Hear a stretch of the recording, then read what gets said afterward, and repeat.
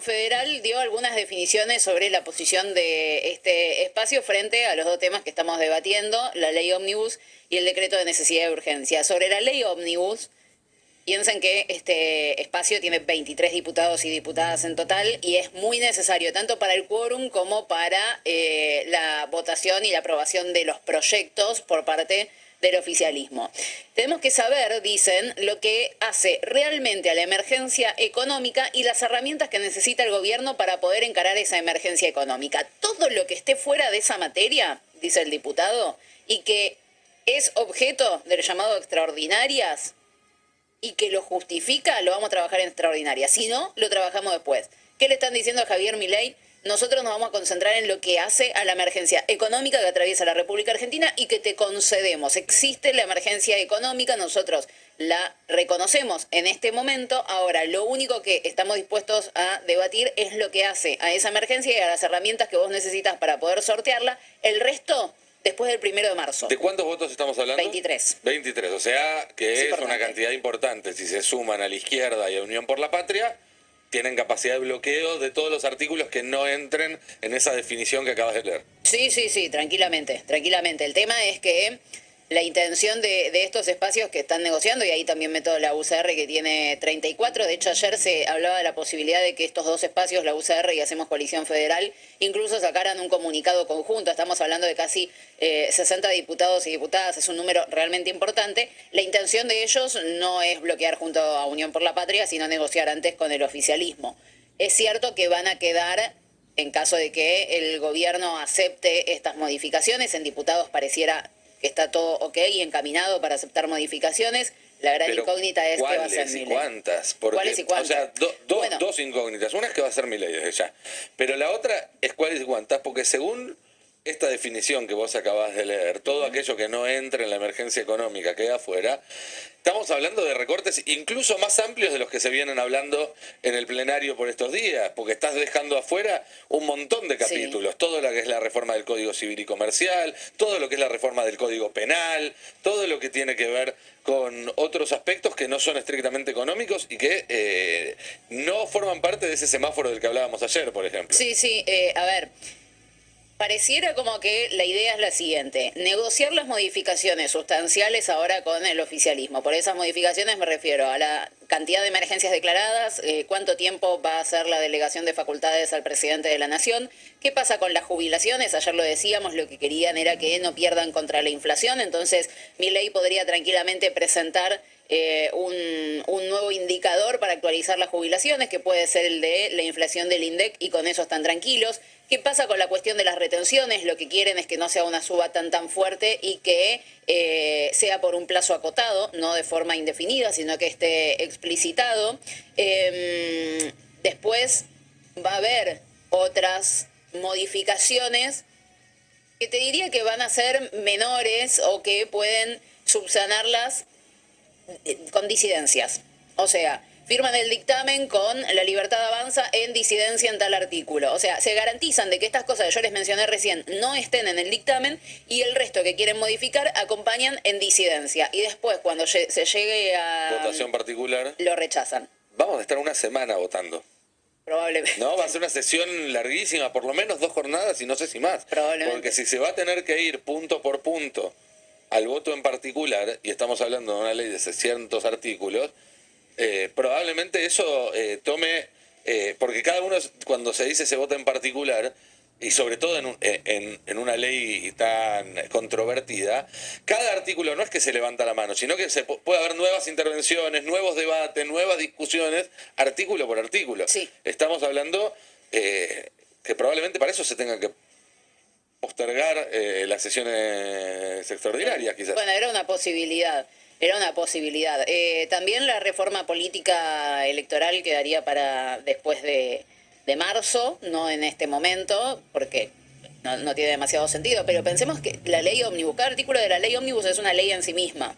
Entonces es realmente amplio el debate y sí, probablemente no se llegue a abordar en pocas horas y tengan que extender las sesiones extraordinarias. por lo menos para intentar, si tiene la media sanción en la Cámara de Diputados, avanzar en el Senado. Antes de que termine enero no van a poder hacerlo en las dos cámaras. Pero para intentar acercar estas posiciones, lo decíamos, ayer hubo una reunión a la tarde-noche, ya tipo 8 de la noche. Bueno, en realidad termina para esa hora, duró como unas 2 horas ese encuentro, en el despacho de Martín Menem, de la presidencia de la Cámara de Diputados, donde estuvieron referentes de el PRO, referentes de la Unión Cívica Radical y referentes de Hacemos Coalición Federal. ¿A qué fueron todos estos representantes? Bueno, a negociar las modificaciones de la ley. Lo que me dicen a mí es que es tan extensa la ley que solamente llegaron a abordar los 100 primeros artículos. Y que sobre esos 100 primeros artículos, estos espacios que hasta antes del 10 de diciembre eran Juntos por el Cambio, le hicieron observaciones. Y el gobierno quedó en tomar esas observaciones, analizarlas y hacerles una devolución por estas horas.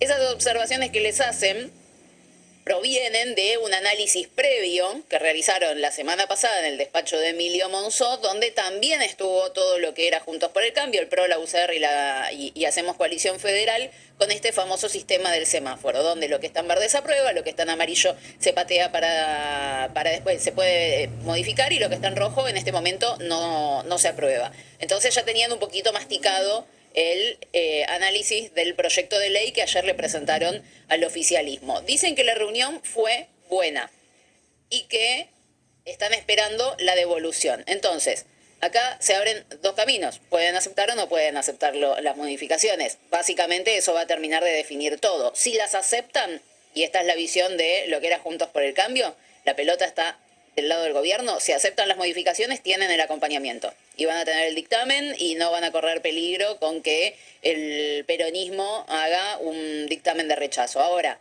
¿qué es lo que dice el gobierno? La pelota en realidad la tiene lo que era Juntos por el Cambio. Ellos tienen que decidir si, pese a lo que nosotros decidamos, a nuestra posición, si acompañan o no acompañan. Bueno, la verdad es que es muy finita la cuestión para ver hasta dónde llegan, cuáles son los cambios que le van a hacer y cuáles no, pero ahí están incorporadas todas estas cuestiones que planteábamos y que son las cuestiones más nodales de este debate que están llevando adelante en la Cámara de Diputados. Y le sumo también la cuestión de seguridad. No les gusta el capítulo de seguridad, particularmente esto de tener que andar notificando al Ministerio de Seguridad, la elevación de penas que propone Patricia Bullrich para quienes se movilicen en las calles o incluso también quienes organicen algún tipo de manifestación. Porque ahí hay otra cuestión que ayer se mencionó durante el debate en el plenario, que es en un país donde, por lo menos desde el sector político de Juntos por el Cambio y también el de Milei, se viene insistiendo con el problema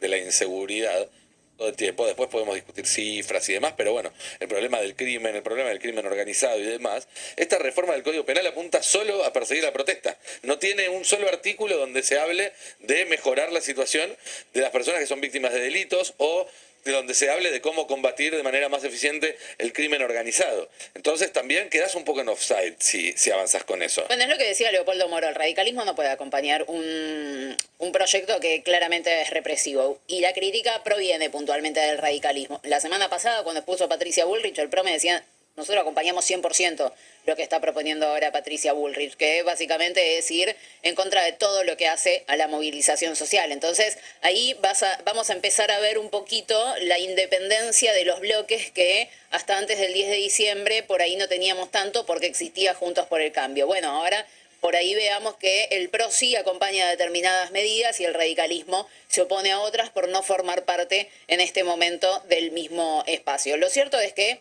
se supone que hoy ya terminan todas las exposiciones en diputados y que el oficialismo tiene la intención de avanzar en comisión con el dictamen el jueves, lo cual no es fácil. Todo va a depender de si aceptan o no aceptan las modificaciones. Y es muy sencillo, si las aceptan hay dictamen, no hay otro tipo de interpretación. Van a tener los apoyos, o sea, el colaboracionismo está a full. Ahora, ¿qué pasa con el decreto de necesidad y urgencia? Creo que nos olvidamos de esto.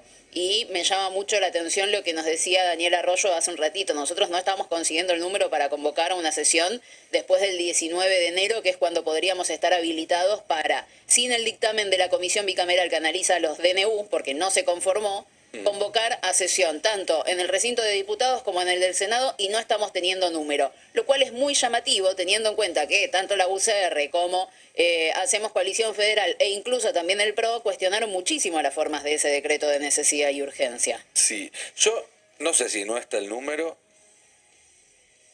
o si se está trabajando sobre ese tema con mucha prudencia y con mucha reserva, porque las negras también juegan, y tengo entendido que si se consigue el número, la idea es que como se autoconvocan las cámaras, llaman una sesión especial y se hace eso. Esto se puede hacer de forma más o menos rápida, digamos. No hace falta que lo vean venir, y por lo tanto de esa forma te cuidas de que traten de voltearte diputados, senadores a último momento. Yo no sé si la semana que viene, en el marco además de la marcha y todo eso, no puede llegar a haber alguna maniobra contra el DNU. También es cierto que se está prestando mucha atención a lo que pasa en el Poder Judicial, que se está mirando con un ojo lo que pasa en el Poder Judicial y otro en el Legislativo, porque también creen dentro del peronismo